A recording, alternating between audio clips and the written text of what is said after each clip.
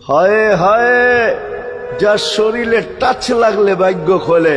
আল্লাহ রসুল জুমার নামাজ পড়াইতেন খেজুর গাছের উপরে পিঠ লাগায়া। ওই সময় মেম্বর ছিল না, কে জানি কোত্থেকে মেম্বরের প্রযুক্তি শিখা আসছে। আইসা বলছে, ইয়া রাসূলুল্লাহ, মেম্বর বানায়া দেই। আর কতদিন দাঁড়ায় দাঁড়ায় খুতবা দিবেন? মেম্বরে উঠবেন, বসবেন, খুতবা দিবেন। তো খুদ মেম্বর যখন বানায়া দিছে, আল্লাহ রসুলেরও পছন্দ হয়েছে। দাঁড়ায় দাঁড়ায় আর কতদিন খুতবা দিব? মেম্বরে পা রাখতে দেরি, শুকনা খেজুর গাছ বাচ্চার মতো কানতে দেরি করে নাই। শুধু কাঁদে নাই, সে তো বলতেও ছিল মনে হয় আমার কাছে যে শুধু কাঁদে নাই, বিলাপ করতেছিল সে। কোত্থেকেই ব্যক্তি আসলো, সে কোত্থেকেই মেম্বরের প্রযুক্তি পাইল, আর মেম্বরই বা কোত্থেকে বানাইলো? আমাকে বঞ্চিত করলো তো করলো কেন?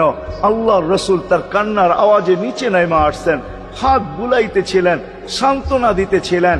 তোকে ছোঁয়া দিতে থাকবো, পায়ের নিচে রেখা দিব, তোর গায়ে ছোঁয়া দিয়া মেম্বরে উঠবো। আল্লাহ রসুল শান্ত করতে পারেন নাই। সর্বশেষ যখন বলছেন, তোকে জান্নাতে নিয়ে যাব, তুই দুনিয়া আমাকে খেজুর খাওয়াইতে পারিস না, জান্নাতে নিয়ে যাব, তুই জান্নাতে খেজুর দিবি, আমি মন বেড়া খাবো। তখন যে তার কান্না ঠান্ডা হয়েছে। মেরে দোস্ত, যার ছোঁয়া লাগলে ভাগ্য খোলে।